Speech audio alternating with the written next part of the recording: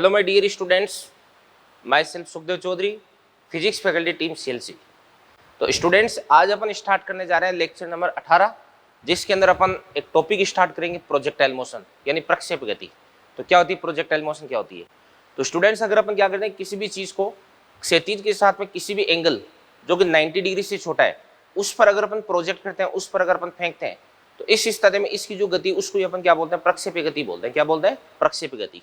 तो ध्यान से देखना, देखो किसी भी वस्तु को इस प्रकार से अगर थीटा जो कि 0 डिग्री से क्या भी बड़ा और 90 डिग्री से क्या भी छोटा पर अगर अपन क्या करते हैं, प्रक्षेपित करते हैं,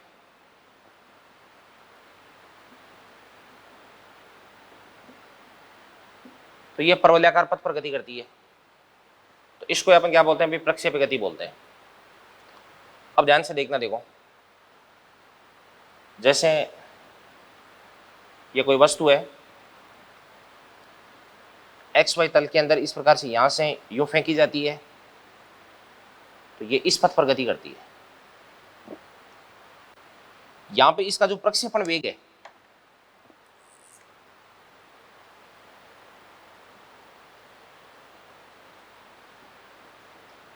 ये आपके पास है यू देगा। प्रक्षेपण कोण है वो कितना देगा आपके पास है, थीटा। अब इसके प्रारंभिक वेग के अपन दो घटक कर देंगे। प्रारंभिक वेग का एक तो घटक हो जाएगा आपके पास में ये, इसको अपन क्या बोलेंगे, यूएक्स, और यूएक्स बराबर क्या हो जाएगा आपके पास में यू कॉस थीटा। एक हो जाएगा इस प्रकार से ये ऊर्ध्वाधर घटक,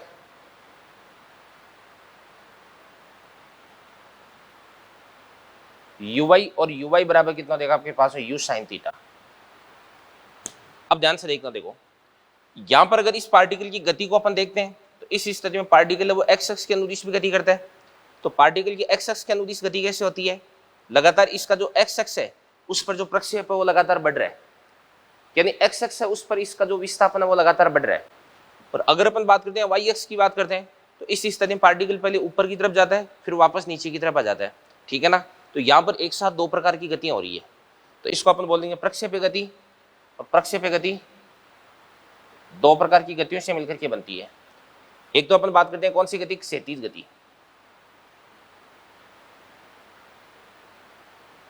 क्षैतिज गति ये हो जाएगी कि पार्टिकल पहले कहां पर था, इस प्रकार से यहां पे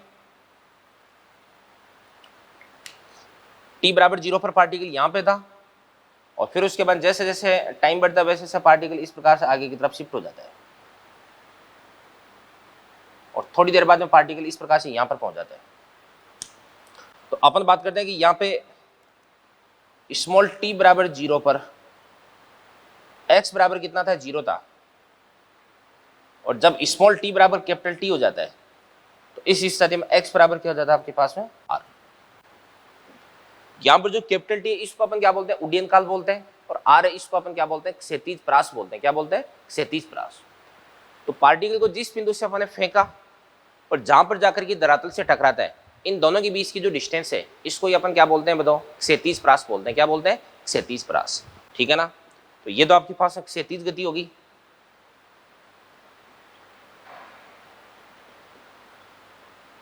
ठीक है ना। और इसके बाद में प्लस,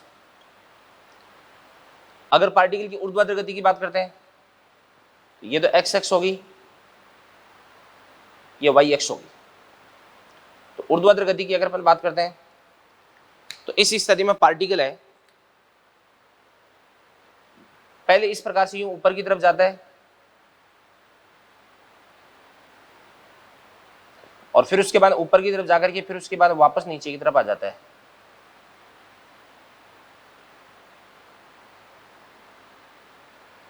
ये बात हो गई भी।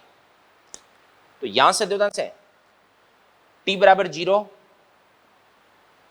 और यहां पर t बराबर कितना होगा आपके पास है, कैपिटल T।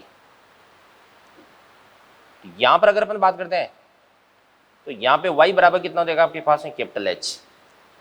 और बेटा कैपिटल H इसको ही अपन क्या बोलते हैं, अधिकतम ऊंचाई बोलते हैं। क्या बोलते हैं? अधिकतम ऊंचाई।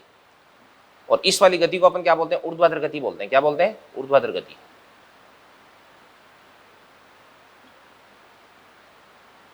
ऊर्ध्वाधर गति। तो यहाँ पे जो क्षैतिज गति है वो किसके कारण होती है, बताओ? क्षैतिज गति होती है यू कॉस थीटा के कारण। ये होती है यू cos थीटा के कारण, और जो ऊर्ध्वाधर गति है वो होती है यू sin थीटा के कारण। ये बात होगी भी। तो देखिए ध्यान से, अगर अपन किसी भी पार्टिकल को क्षैतिज के साथ में किसी भी एंगल पे कोई वेग देकर के अगर प्रक्षेपित करते हैं, तो इसका जो वेग का क्षैतिज घटक है वो तो इसको क्षैतिज गति करवाता है, और वेग का जो ऊर्ध्वाधर घटक है वो इसको ऊर्ध्वाधर गति करवाता है, ठीक है ना। और इस प्रकार से क्षैतिज गति और ऊर्ध्वाधर गति, इन दोनों के अध्यारोपण से अपने को जो गति प्राप्त होती है इसको अपन क्या बोलते हैं, प्रक्षेप्य गति बोलते हैं। क्या बोलते हैं, प्रक्षेप्य गति। प्रक्षेप्य गति बोलते हैं भाई, ठीक है ना। अब सुनना ध्यान से, देखना, देखो, अगर अपन क्षैतिज गति की बात करते हैं तो क्षैतिज दिशा में प्रारंभिक वेग कितना देगा आपके पास है, ux बराबर u cos थीटा, और ऊर्ध्वाधर दिशा की अगर अपन बात करते हैं तो uy बराबर क्या देगा आपके पास है, u sin थीटा। और क्षैतिज दिशा में अगर अपन त्वरण की बात करते हैं, ax बराबर कितना देगा, 0 देगा, क्योंकि यहाँ पे जो वायु का घर्षण है उसको अपन ने नगण्य मान रखा है, तो पार्टिकल उस पर x दिशा में कोई भी फोर्स नहीं लग रहा है, कोई भी बल नहीं लग रहा है, और x एक्स के अनुदिश से अगर कोई बल नहीं लग रहा है तो इस स्थिति में त्वरण का मान कितना देगा, 0 देगा। और यहाँ पर आपके पास जो ay है, इस ay की वैल्यू कितनी हो जाएगी बच्चों, g हो जाएगी, क्योंकि y एक्स के अनुदिश क्या लगता है, g लगता है, और g की दिशा किधर की तरफ होती है, नीचे की ओर, ठीक है ना। ये चीज हो गई, तो ये आप अच्छे से देख लें। इसके बाद इन बातों को अपन आगे की तरफ बढ़ाते हैं। तो चलिए स्टूडेंट्स, प्रक्षेप्य गति को अपन आगे डिस्कस करते हैं। तो सबसे पहले अपन बात करते हैं जो प्रक्षेप्य गति है, ये बराबर होती है क्षैतिज गति और प्लस क्या देगा आपके पास है, ऊर्ध्वाधर गति।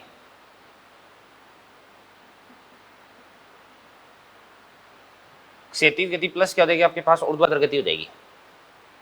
तो प्रक्षेप्य गति बराबर क्या होती है, क्षैतिज गति प्लस क्या होती है, ऊर्ध्वाधर गति होती है। अब ध्यान से देखना, देखो यहाँ पर जो क्षैतिज गति होती है उसको अपन पहले डिस्कस करते हैं।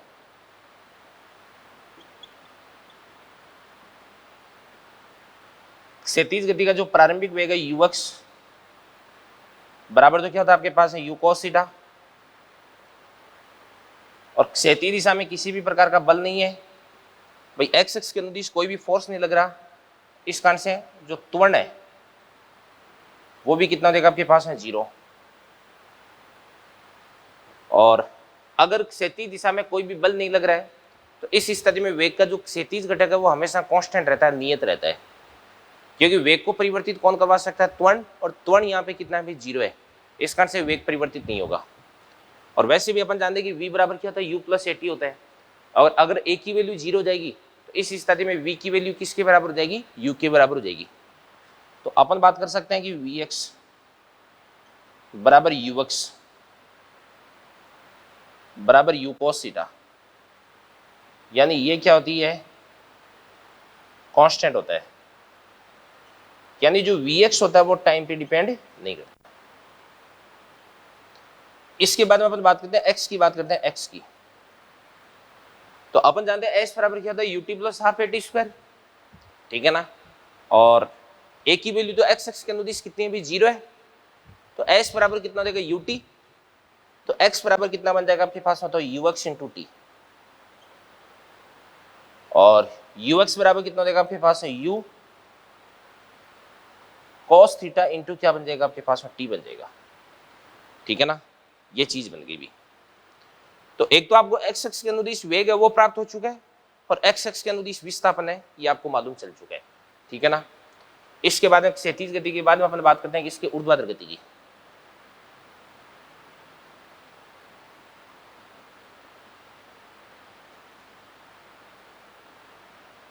ऊर्ध्वाधर गति, तो ध्यान से देखना, तो ऊर्ध्वाधर दिशा में जो प्रारंभिक वेग है इसको अपन लिख सकते हैं uy बराबर क्या हो जाएगा आपके पास u sin थीटा,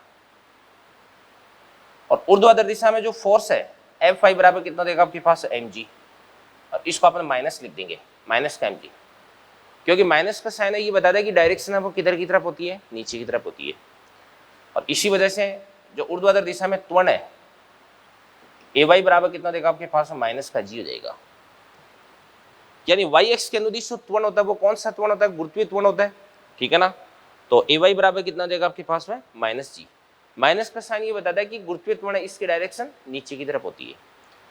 इसके बाद में अपन बात करते हैं वी वाई बराबर क्या होता है आपके पास में यू वाई, और इसके बाद में प्लस कितना देगा ए वाई, तो ए वाई कितना देगा माइनस का जी इंटू टी, और यू वाई को अपन क्या लिख सकते हैं यू साइन थीटा माइनस का जी टी। और इसके बाद में अपन बात करते हैं किसकी, y की बात करते हैं। तो दूसरा समीकरण लगा दो, s बराबर क्या होता है ut, तो u बाई टी माइनस कितना देगा आपके पास 1/2 gt स्क्वायर, या y बराबर कितना देगा आपके पास है u sine theta into t minus का 1/2 इंटू gt स्क्वायर हो जाएगा। ठीक है ना। और इसके बाद में गति का तीसरा समीकरण लगा देते हैं अपन, v स्क्वायर बराबर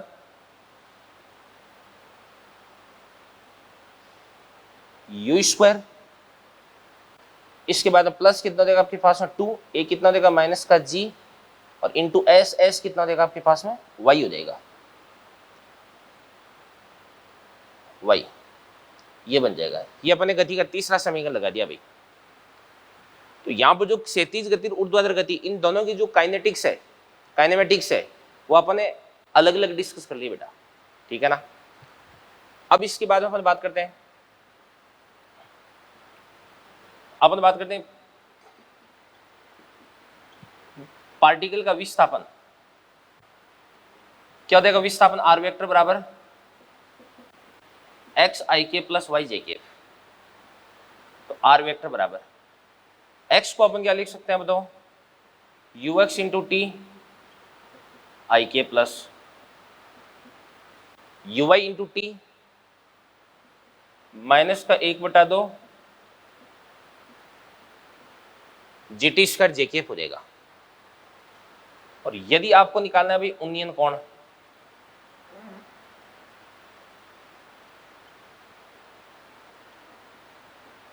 आपको उन्नयन कोण मालूम करना है, तो इस स्थिति में टेन फाइव बराबर y अपॉन एक्स हो जाएगा। क्या हो जाएगा y अपॉन एक्स। तो अगर आपको निकालना है वेग, तो क्या बन जाएगा आपके पास में v वेक्टर बराबर we x I k plus we Y जे के। तो यहां पर आपके पास में जो v वेक्टर बराबर वी एक्स है, इसको अपन क्या लिख सकते हैं भाई you x I k plus we Y बराबर कितना देगा आपके पास में बताओ यू वाई माइनस का जी टी, ये जे के बन गया। ये आपके पास में वी वेक्टर आ गया भाई। अब ध्यान से देखना, देखो ये चीज क्या है, मान के चलेगा ये y हो गया, ये x हो गया। पार्टिकल इस प्रकार से यूं गति कर रहा है, ठीक है ना। थोड़ी देर बाद में पार्टिकल है वो कहां पर पहुंच जाता है, इस प्रकार से यहां पर पहुंच जाता है, ठीक है ना। और थोड़ी देर बाद में पार्टिकल अगर यहां पर पहुंच जाएगा, तो इस स्थिति में ये तो इस पार्टिकल का क्या हो जाएगा विस्थापन,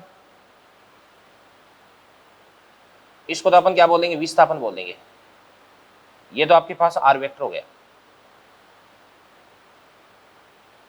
ठीक है ना। इसको अपन बोलेंगे आर वेक्टर।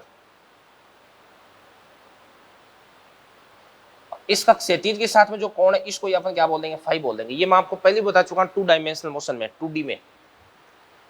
और इसके बाद में यहां पर इसका जो वेग है, यहां पे इसका वेग ध्यान से देखना, इस प्रकार से यूं गति करता है, ये वी वेक्टर आ गया। इसके वेग का क्षैतिज के साथ में जो कोण है, इसको अपन क्या बोलेंगे एल्फा बोलेंगे। क्या बोल देंगे एल्फा। ये बातें हो गई भी।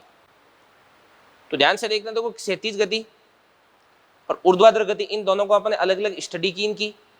फिर उसके बाद में टी समय पश्चात पार्टिकल का विस्थापन, उन्नयन कोण, वेग, और इसके बाद में ध्यान से अगर गति की दिशा की बात करते हैं टेन एल्फा, तो बराबर क्या होता है आपके पास में v y upon v x होता है, ठीक है ना। ये सारी की सारी बातें मैंने आपको बता दी है। तो इन बातों को आप अच्छे से नोट कर लें बेटा, ठीक है ना। और कुछ फॉर्मूले हैं जो मैं आपको बता देता हूँ, ये फॉर्मूले आपको ध्यान में रखने हैं, ठीक है ना। कौन कौन से फॉर्मूले ध्यान में रखने हैं भाई? एक तो जैसे मतलब ये वाला फॉर्मूला ध्यान रखना है, एक्स का फॉर्मूला ध्यान रखना है, और फिर उसके बाद में 21 का फॉर्मूला ध्यान रखना है आपको। देखो ध्यान से, ये वाला फॉर्मूला भी मालूम होना चाहिए, वाई का फॉर्मूला भी आपको ध्यान में रखना है, ठीक है ना। और मतलब यही मेन मेन फॉर्मूले हैं जो कि आपको ध्यान में रखने हैं, ठीक है। तो देखो ध्यान से, अपन एक क्षैतिज गति और ऊर्ध्वाधर गति इनकी अच्छे से स्टडी कर ली अपन ने। इसके बाद में इनकी हेल्प से अपन ने जो फॉर्मूले प्राप्त किए थे उनकी सहायता से अपन यहाँ पे उड्डयन काल, क्षैतिज परास और अधिकतम ऊंचाई, इनके फॉर्मूले अपन पता करने वाले हैं। तो यहाँ पे कई सारी भौतिक राशि अपन डिस्कस करेंगे, तो ध्यान से देखना। देखो जैसे ये आपके पास कोई भी निर्देशांतर है कि x और ये आपके पास y। अब यहाँ पे जो है ना t बराबर 0, और इस पार्टिकल का x बराबर भी कितना हो जाएगा 0, यहाँ पे y बराबर भी कितना हो जाएगा आपके पास है 0। पार्टिकल इस प्रकार से ऊपर की तरफ जाता है, इस स्थिति में अधिकतम ऊंचाई पर होता है। थोड़ी देर बाद में पार्टिकल वो धरातल पर जाकर के टकराता है, तो यहाँ पे आपके पास स्मॉल t बराबर कितना हो जाता है कैपिटल T, ठीक है ना। और इसके बाद में x बराबर कितना हो जाता है इसका बताओ r, और y बराबर कितना हो जाता है वापस 0, क्योंकि धरातल पर लौट चुका है। और x बराबर कितना भी r है, इस r को अपन क्या बोलते हैं क्षैतिज परास बोलते हैं। क्या बोलते हैं? क्षैतिज परास। तो यहाँ पर आपके पास जो t है, इस t को तो अपन बोलते हैं टाइम ऑफ फ्लाइट,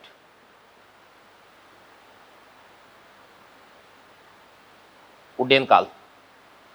और जो r है इसको अपन क्या बोलते हैं? इसको अपन बोलते हैं हॉरिजॉन्टल रेंज, यानी क्षैतिज परास हो गई है। बीच में पार्टिकल यहाँ पर होता है, तो आधा टाइम ऊपर जाने में, आधा टाइम नीचे आने में होता है। तो यहाँ पर आपके पास स्मॉल t बराबर जो कितना हो जाएगा बताओ t/2। यहाँ पर आपके पास जो x है, इस x को अपन क्या बोल देंगे बताओ r/2।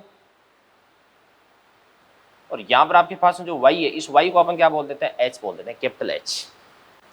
इस पॉइंट की अगर अपन बात करें तो यहाँ पे y कितना होता है? कैपिटल H होता है। और जो कैपिटल H इसको अपन क्या बोलते हैं? मैक्सिमम हाइट बोलते हैं, अधिकतम ऊंचाई।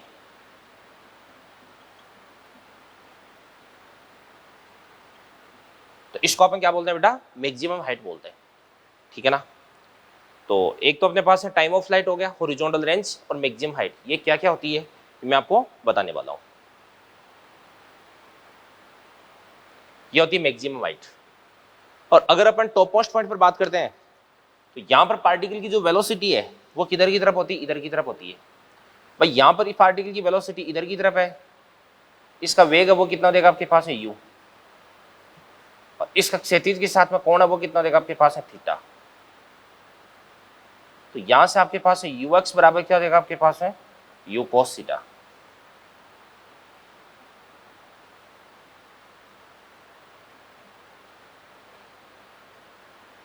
और uy बराबर क्या देगा आपके पास है u sin थीटा। और अगर अपन यहां पर बात करते हैं तो पार्टिकल इसका वेग किधर की तरफ हो जाता है? क्षैतिज हो जाता है। तो इसको अपन क्या बोल देते हैं? v वेक्टर हो गया। और यहाँ पे पार्टिकल है वो क्षैतिज दिशा में गति कर रहा है, तो इस पार्टिकल का जो ऊर्ध्वाधर घटक है वो कितना देगा बताओ? 0 देगा।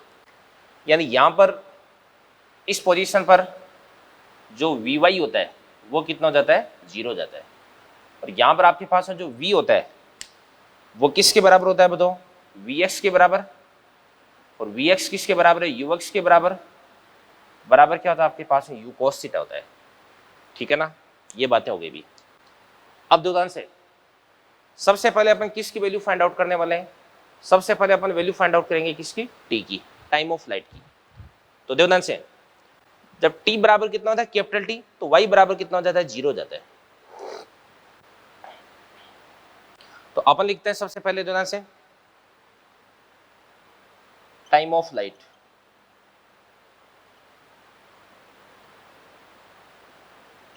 Capital T.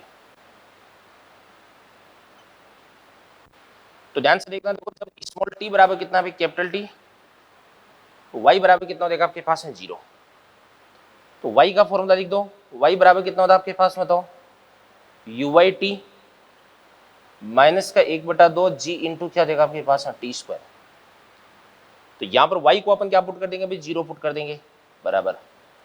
यू वाई को अपन क्या लिख देंगे, यू वाई, और स्मॉल टी को अपन क्या लिख देंगे, कैपिटल टी। इसके बाद 1/2 जी, और टी को अपन क्या लिख देंगे, कैपिटल टी, टी स्क्वायर। इसके बाद माइनस वाला इधर अगर के प्लस का बन जाएगा तो क्या बन जाएगा आपके पास, ध्यान से देखना, देखो ये बन जाएगा इस प्रकार से, यूं 1/2 जी टी स्क्वायर बराबर you y into T.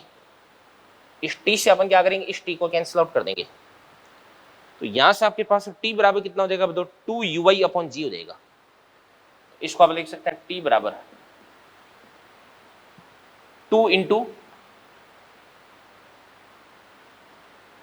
You y upon g. 2 u y को अपन क्या लिख सकते हैं अभी, u sine theta upon g हो जाएगा। ये तो आपके पास है टाइम ऑफ फ्लाइट आ जाएगी भी, उड्डयन काल आ गया भाई। टी बराबर कितना होता है आपके पास है 2u साइन थीटा बटे जी। अब टी की वैल्यू मैक्सिमम कब होगी, जब साइन थीटा आपको अधिकतम प्राप्त होगा, और साइन थीटा अधिकतम कब प्राप्त होता है, जब थीटा की वैल्यू कितनी होती है, 90 होती है। तो अपन लिखते हैं ध्यान से, जब थीटा बराबर 90, तो इस स्थिति में साइन थीटा बराबर क्या हो जाएगा आपके पास 1, इसको अपन मैक्सिमम बोलते हैं। तो इस स्थिति में टी बराबर कितना हो जाएगा आपके पास है 2u अपॉन जी, यानी जो टाइम पीरियड है वो भी क्या मिल जाएगा आपको, मैक्सिमम, उड्डयन काल आपको अधिकतम प्राप्त हो जाएगा। तो अगर आप चाहते हैं कि आपके द्वारा फेंकी गई चीज है वो मैक्सिमम टाइम तक हवा में रहे, यानी हवा के अंदर ये ज्यादा से ज्यादा टाइम है वो कंज्यूम करे, तो इसके लिए आपको इसको बच्चों ऊर्ध्वाधर फेंकना पड़ेगा, ऊपर की तरफ फेंकना पड़ेगा, ठीक है ना। इसके बाद दूसरे नंबर पर अपन बात करते हैं किसकी भी, हॉरिजॉन्टल रेंज की।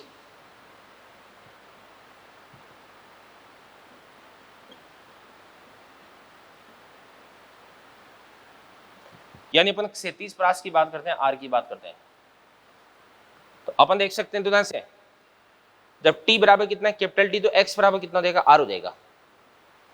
तो जब t बराबर कितना हो जाएगा आपके पास है कैपिटल टी, तो इस स्थिति में x बराबर क्या हो जाएगा, r। तो अपन जानते हैं x बराबर कितना होता है आपके पास में, तो ux इंटू टी। तो x को अपन क्या लिख सकते हैं भाई, यहाँ पे x को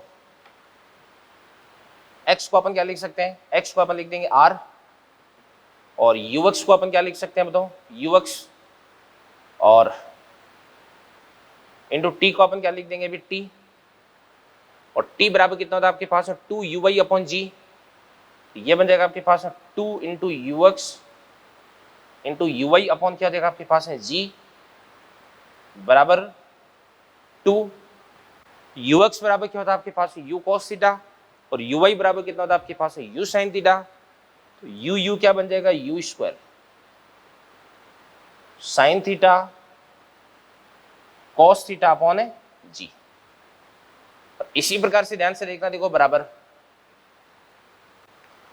2 साइन थीटा कोस थीटा को अपन क्या लिख सकते हैं, साइन 2 थीटा। तो यहां से ये क्या बन जाएगा आपके पास, बताओ, यू स्क्वायर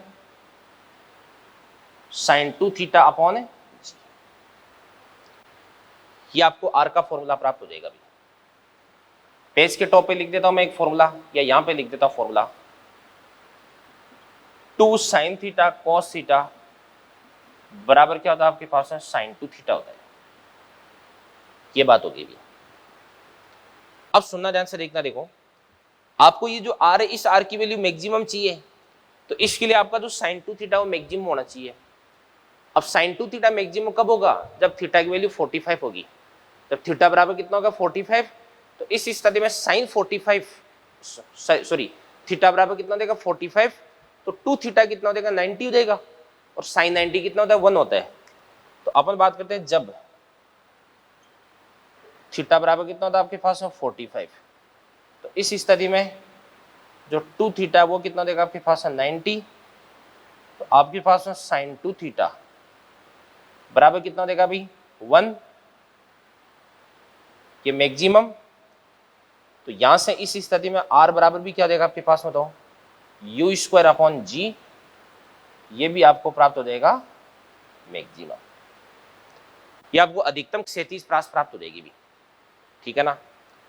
इसके बाद में अपन बात करते हैं किसकी भी, मैक्सिमम हाइट की बात करते हैं, अधिकतम ऊंचाई की बात करते हैं। तो third maximum height, capital H की बात करते हैं अभी। तो ध्यान से देखना, देखो ये अपन कैसे निकाल सकते हैं अभी भाई, जब y बराबर कितना भी h है तो vy बराबर कितना देगा, 0 देगा। y बराबर h पे vy बराबर कितना देगा, 0।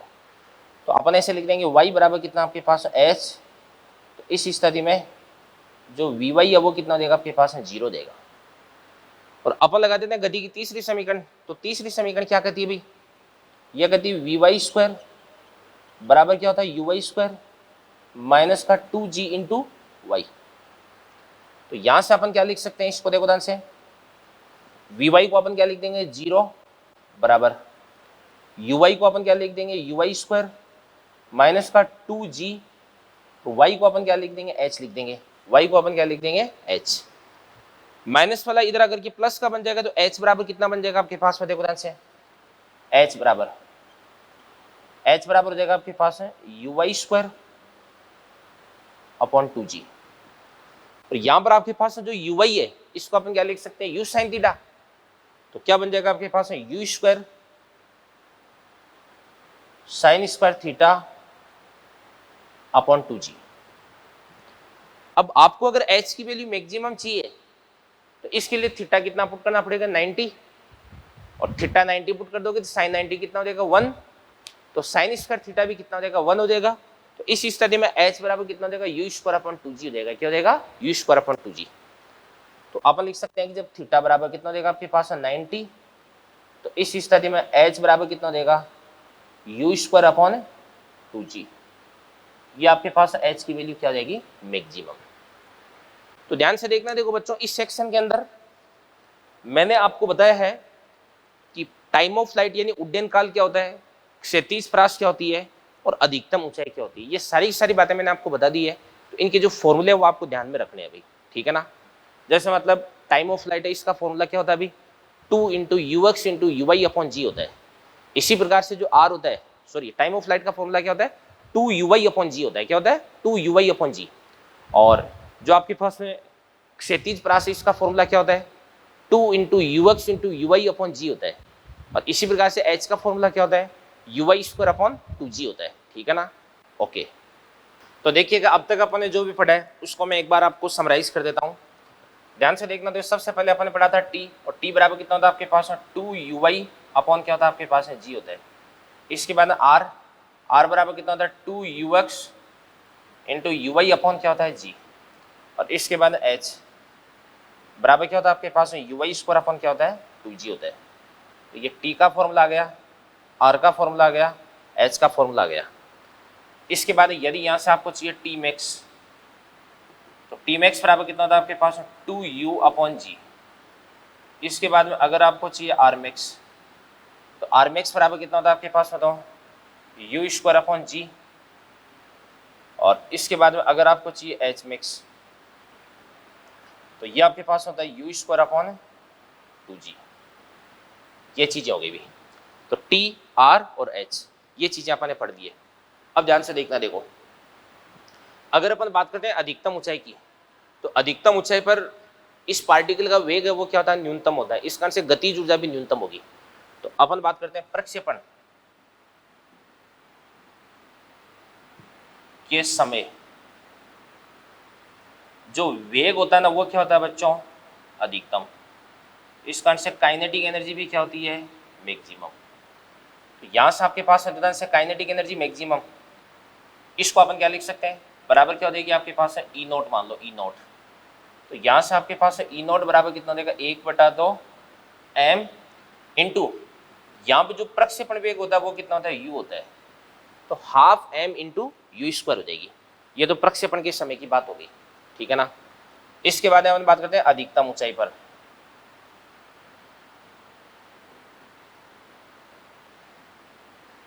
अधिकतम ऊंचाई पर जो वेग होता है वो क्या होता है, मिनिमम। इस कारण से काइनेटिक एनर्जी भी क्या होती है, बताओ, मिनिमम।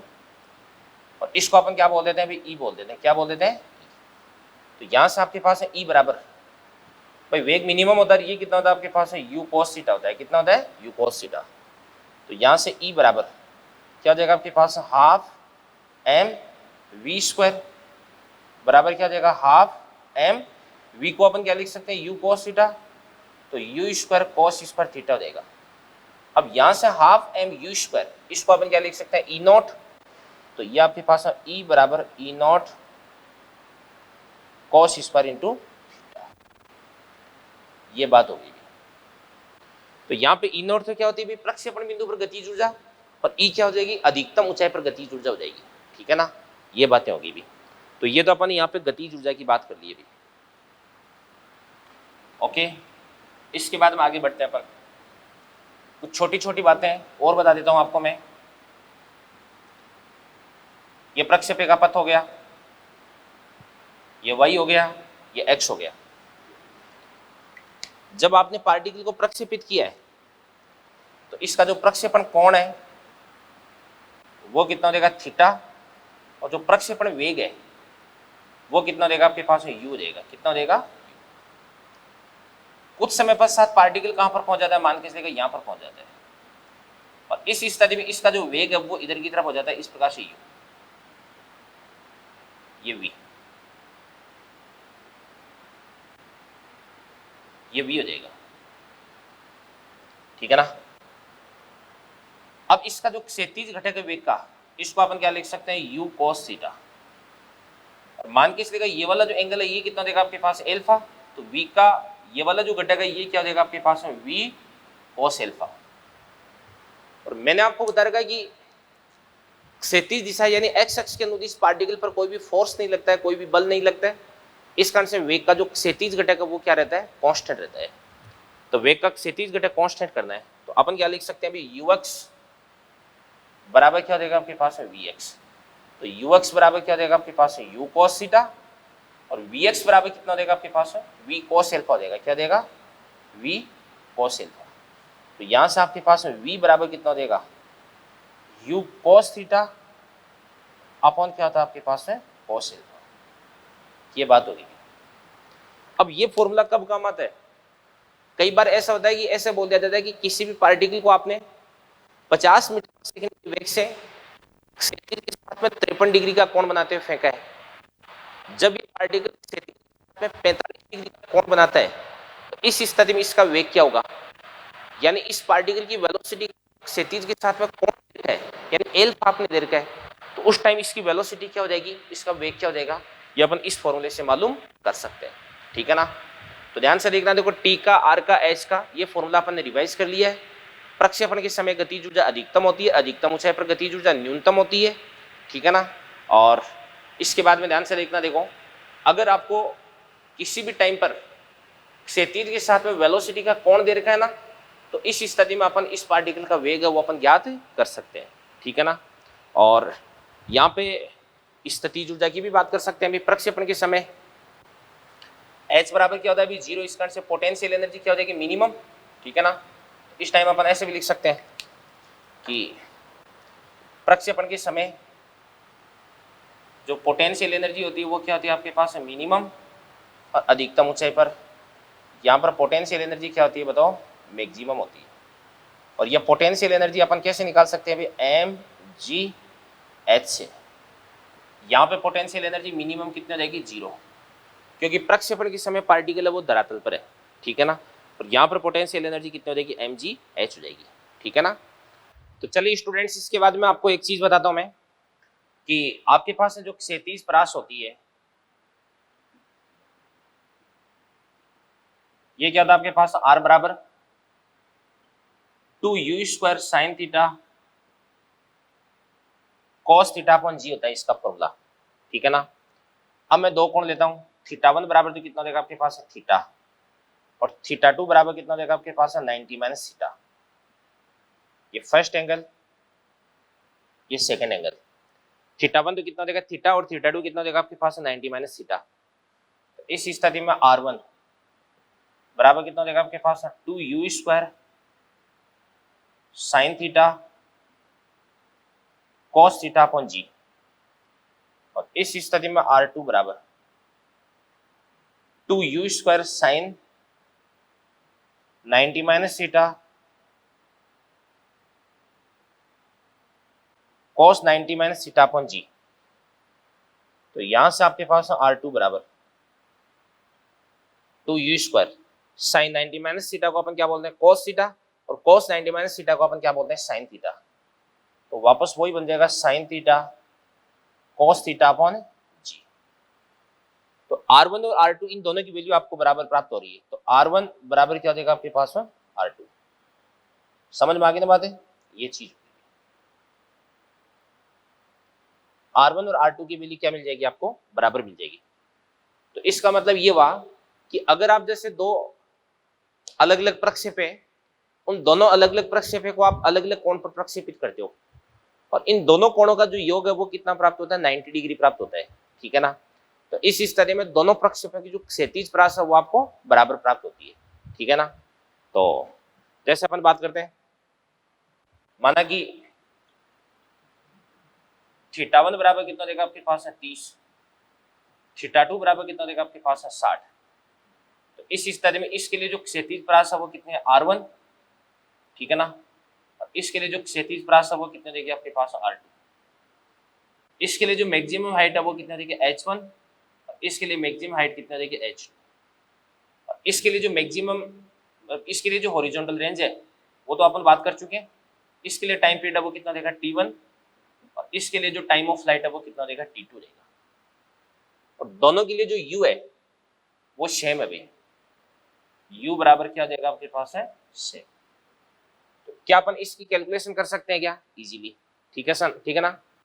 कैसे कर सकते हैं अपन, R1 बराबर क्या देगा आपके पास R2 बराबर क्या देगा आपके पास जोधन से 2 u² साइन थीटा कितना देगा, साइन 30 कितना देगा बताओ 1/2, cos 30 कितना देगा आपके पास √3/2, बटा क्या हो जाएगा आपके पास है जी। तो यहाँ पे 2 से अपन क्या करेंगे 2 को काट देंगे, तो ये आपके पास √3, इसके बाद u² अपॉन 2g हो जाएगा। तो R1 और R2 इन दोनों की वैल्यू क्या देगी बराबर हो जाएगी, और H1 और H2 की वैल्यू भी अपन फाइंड आउट कर सकते हैं।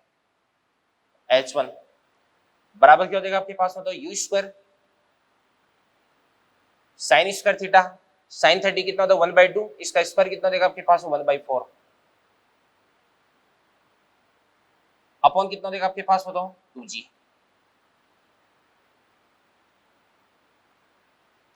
तो यहां से आपके पास है u² अपॉन 8g हो जाएगा। अगर अपने को H2 निकालना है तो H2 निकाल दो, H2 क्या देगा u² sin 60 कितना होता है आपके पास √3/2, और √3/2 का स्क्वायर कितना होता है तो 3/4, तो u² sin² theta upon 2g। तो इसको अपन क्या बोल देंगे 3u² अपॉन 8g हो जाएगा। इसके बाद है T1 2u sin theta, sin theta कितना होता है 1/2 बटा जी u बटा जी। तो यहां से आपके पास है T2 बराबर क्या बन जाएगा, T2 बराबर इसको अपन लिख सकते हैं 2u sin 60 कितना होता है √3/2 बटा जी, 2 से 2 को काट देंगे अपन, √3u बटे जी। ये आपके पास है T2 आ गया। तो देखो ध्यान से, मैं आपको ये बताना चाह रहा कि अगर θ1 और θ2 इन दोनों का योग अगर 90 डिग्री प्राप्त हो रहा है, तो इस स्थिति में दोनों एंगल्स के लिए जो R1 और R2 उनकी वैल्यू क्या हो जाएगी बराबर हो जाएगी, ठीक है ना। और H1 H2 T1 T2 भाई ये तो सीधा फॉर्मूला है, और इसके अंदर वैल्यू पुट करके अपन आंसर निकाल लेंगे, ठीक है। तो इनको नोट करें आप। चलो इसके बाद में अपन ध्यान से देखना, देखो अपन H और T के बीच में संबंध बताते हैं। H और T के बीच में क्या संबंध है वो अपन निकालते हैं। अपन जाने कि T बराबर कितना था आपके पास 2u sin थीटा बटे जी, यहां से आपके पास है u साइन थीटा बराबर कितना देगा आपके पास है gt बटे 2। h बराबर कितना होता है आपके पास है u साइन थीटा का whole square upon 2g। u sine theta का होल स्क्वायर, इसको अपन बोलेंगे gt बटे 2 का होल स्क्वायर अपॉन कितना देगा आपके पास है 2g। तो इसको अपन क्या लिख सकते हैं अभी, जी स्क्वायर टी स्क्वायर बटे 2 का क्या देगा आपके पास है 4, ठीक है ना। 4 इंटू कितना देगा 2g। तो 2 से अपन क्या करेंगे, 2 को कैंसिल, सॉरी g से अपन g को कैंसिल आउट कर देंगे, ठीक है ना। इसके बाद निदान से टी स्क्वायर, h बराबर क्या देगा आपके पास में, तो 4 इंटू 2 कितना देगा 8, तो 1/8 g इंटू टी स्क्वायर, ठीक है ना। तो h और t के बीच में ये वाला रिलेशन होता है अभी, ओके। इसके बाद नेक्स्ट चीज मैं आपको बताता हूं, संवेग में परिवर्तन।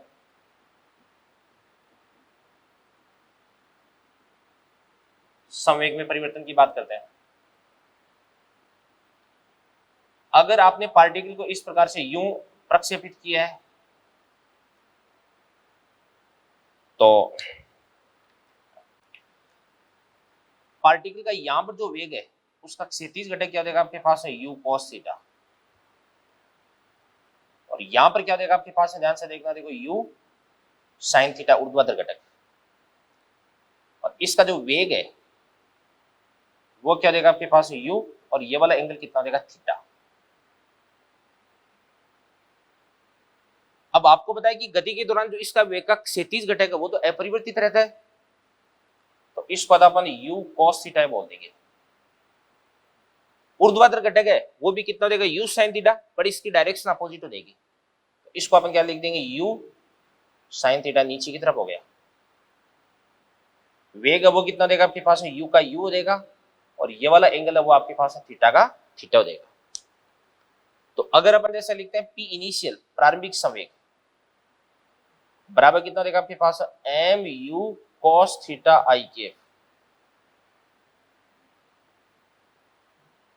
Plus mu sin theta j के हो जाएगा। और अगर अपन अंतिम संवेग की बात करते हैं p फाइनल की, तो p फाइनल बराबर क्या देगा आपके पास में, देखो ध्यान से, p फाइनल बराबर, इसको अपन लिख सकते हैं p फाइनल बराबर mu cos थीटा i केफ, इसके बाद माइनस क्या देगा आपके पास mu sin थीटा j केफ हो जाएगा। u sin थीटा वो नीचे की तरफ, इस कारण से मैंने लिख दिया माइनस का mu sin थीटा देगा। और अगर अपन बात करते हैं डेल्टा p की, तो डेल्टा p बराबर क्या होता है आपके पास है p फाइनल माइनस क्या होता है आपके पास है p इनिशियल होता है।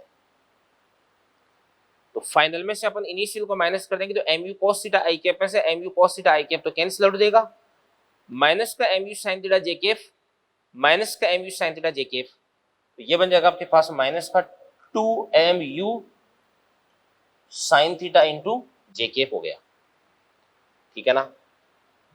और इसके बाद में अपन जानते हैं कि f एवरेज बराबर क्या होता है आपके पास है डेल्टा p अपॉन क्या होता है आपके पास है डेल्टा t। तो संवेग में परिवर्तन कितना देगा, माइनस का 2mu sin थीटा j केफ और upon delta t, total time कितना देगा आपके पास है 2u sin theta upon g। अब 2u sin थीटा से 2u sin थीटा कट जाएगा, g ऊपर की तरफ चला जाएगा, तो यहां से आपके पास f एवरेज बराबर कितना देगा आपके पास माइनस का mg j के पास, ये बात होगी, ठीक है ना। ये संवेग में परिवर्तन हो गया। तो बातें छोटी छोटी है मगर इंपॉर्टेंट आपको ध्यान में रखनी है भाई। तो h और t के बीच में रिलेशन क्या होता है ये आप देख लें, और संवेग में परिवर्तन ये आप अच्छे से देख लें भाई, ठीक है ना। तो चलिए बच्चों, इस लेक्चर के अंदर अपन एक चीज और डिस्कस कर लेते हैं, पथ का समीकरण जिसको अपन बोलते हैं ट्रेजेक्टरी, और उसके बाद में लेक्चर एंड करेंगे अपन, ठीक है। तो ये अपन देखते हैं पथ का समीकरण। तो पथ का समीकरण अपन कैसे निकालेंगे, देखो ध्यान से। सबसे पहले अपन जानते हैं कि x बराबर क्या होता है आपके पास है u cos theta into T, तो y बराबर कितना होता है आपके पास है u sin theta into t minus 1/2 into G T square. तो अपन यहां से t बराबर कितना देगा आपके पास x बटा u cos थीटा। इसके बाद इस t की वैल्यू अपन यहां पर और यहां पर पुट कर देते हैं, तो यहां से आपके पास y बराबर क्या बन जाएगा u sin theta into T, T को अपन क्या लिख सकते हैं x upon u cos theta minus का 1/2 जी, और टी स्क्वायर को अपन क्या लिख सकते हैं अभी x square upon u square cos square theta. तो यहां से y बराबर क्या बन जाएगा आपके पास में, से u से u को काट दो, तो x sin थीटा बटे cos थीटा क्या होता है आपके पास में tan थीटा, माइनस ये हो जाएगा आपके पास है g x square upon 2u square cos square theta. ये आपके पास समीकरण बन गया अभी। तो यहाँ पे तो x की घात क्या है अभी 1 और यहाँ पे x की घात क्या है अभी 2 है, तो ये आपके पास एक बहुपद बन चुका है, और बहुपद की घात कितनी हो जाएगी 2 देगी, तो y की पावर 1 x की पावर 2, तो ये समीकरण बन जाएगा किसका परवलयाकार पथ का समीकरण बन जाएगा। तो इसको देख करके अपन बता सकते हैं कि पथ की समीकरण मतलब पथ कैसा बनता है, किसी भी प्रक्षेप्य का परवलयाकार बनता है, पैराबोला। इसके बाद ये आ चुका अपने पास y बराबर x tan theta minus g x square upon 2u square cos square theta. यहां से अपन एक काम करते हैं x tan थीटा को कॉमन निकाल लेते हैं, तो x tan थीटा यहां से कॉमन आ गया 1 माइनस, इसके बाद में क्या देगा आपके पास है g x square upon 2u square cos square theta. अब ध्यान से x tan थीटा को अपन कॉमन निकाल लेते हैं, तो क्या बन जाएगा आपके पास में ध्यान से ये वाला जो x है ये तो बाहर आ जाएगा भाई, ऊपर भी अपन क्या करते हैं x tan थीटा और नीचे भी अपन x tan थीटा से मल्टीप्लाई कर देते हैं। ऊपर वाला जो x tan थीटा ये तो बाहर कॉमन आ चुका है, तो इसको तो आप हटा दो, नीचे x हो गया, tan थीटा को अपन क्या लिख सकते हैं sin थीटा बटे cos थीटा, ये आपके पास हो जाएगा sin थीटा बटे cos थीटा। x से अपन क्या करेंगे x को उड़ा देंगे, तो यहां से आपके पास क्या बन जाएगा y बराबर x tan थीटा 1 माइनस, इसके बाद में देना से cos थीटा से अपन एक cos थीटा को उड़ा देंगे, तो g x upon 2u square sine theta cos theta, 2u square sine theta cos theta बटे जी, इसको अपन क्या लिख सकते हैं r, तो y बराबर कितना होता है आपके पास x tan theta into 1 minus x बटे r। ये भी आपके पास इसके ट्रेजेक्ट्री यानी इसका पथ का समीकरण बन जाएगा बच्चों। तो आज के लेक्चर में मैंने आपको प्रोजेक्टाइल मोशन के बारे में जितना भी बताया वो सारी की सारी बातें आपको तैयार करनी है। जो जो फॉर्मूले मैंने आपको बताया वो सारे के सारे फॉर्मूले आपके माइंड में होने चाहिए, एक जगह आपको लिख लेने, सारे के सारे फॉर्मूले आप याद कर लें। अगले लेक्चर पर अपन सीधे प्रोजेक्टाइल मोशन के क्वेश्चन स्टार्ट करेंगे। तो प्रोजेक्टाइल मोशन का जो थ्योरेटिकल पोर्शन है वो मैंने आपको बच्चों फिनिश करवा दिया है, ठीक है ना। इसको आप अच्छे से नोट कर ले। तो thank you very much, all the best. इसको नोट कर ले भी एक बार आप, ठीक है ना।